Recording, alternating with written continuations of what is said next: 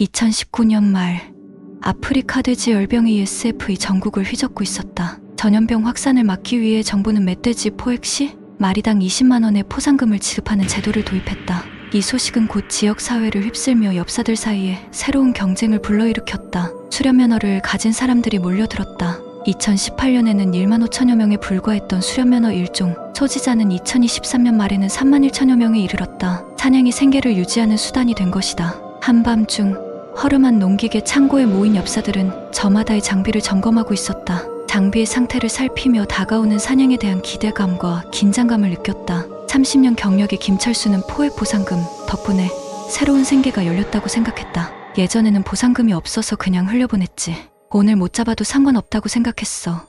그는 주변의 젊은 엽사들에게 말했다. 이제는 다르다. 경쟁이 치열해졌고 사냥이 직업이 되어버렸어. 철수의 말에 다른 엽사들도 고개를 끄덕였다. 보상금을 나눠 가지기 위해 팀을 이루어 사냥을 나서는 경우가 늘어났다. 그러나 이들은 알지 못했다. 그 경쟁이 가져올 불안한 그림자를. ASF 발병 이후 낮에 개를 데리고 멧돼지 사냥을 나서는 것이 금지되었다. 그래서 그들은 밤에만 활동할 수밖에 없었다. 은밀히 움직여야 했다. 그러나 자정이 지나자 숲은 조용했다. 달빛 아래 그들은 서로의 존재를 확인하며 멧돼지를 기다렸다. 이제는 돈이 모든 걸 결정해.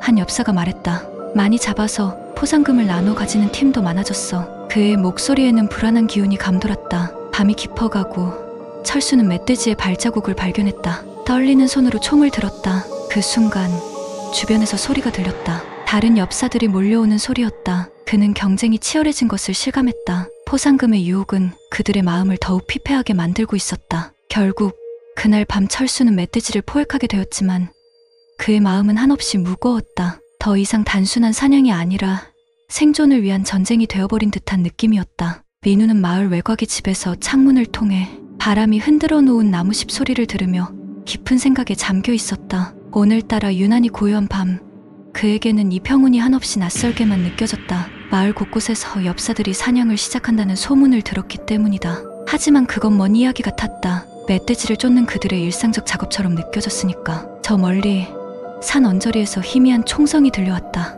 민우는 한숨을 쉬며 다시 창밖으로 시선을 돌렸다. 다들 안전하게 끝났으면 좋겠어. 혼잣말을 내뱉으며 평소처럼 침대에 눕기 위해 몸을 일으켰다. 그런데 그때 생각지도 못한 일이 벌어졌다. 총성이 이번엔 가까이에서 매우 날카롭게 울려 퍼졌다. 민우는 순간 몸이 굳었다. 너무 가까웠다. 평소와는 달리 이상한 불안감이 그의 마음속을 파고들었다. 그가 창문을 통해 고개를 내밀었을 때 불빛과 함께 뒤엉킨 소란이 눈에 들어왔다. 집 근처에서 누군가의 절규가 들렸다. 사람이 맞았다. 민우의 심장이 빠르게 뛰기 시작했다. 믿을 수 없는 말이었다. 그는 아무런 준비도 없이 집 밖으로 뛰쳐나갔다. 아무리 눈을 부비고 다시 봐도 그 자리에 쓰러져 있는 사람의 모습은 너무나 선명했다. 뉴스에서는 며칠 동안 이 사건에 대한 소식이 끊이지 않았다. 사냥꾼들의 관리 강화 필요성을 강조하고 있습니다.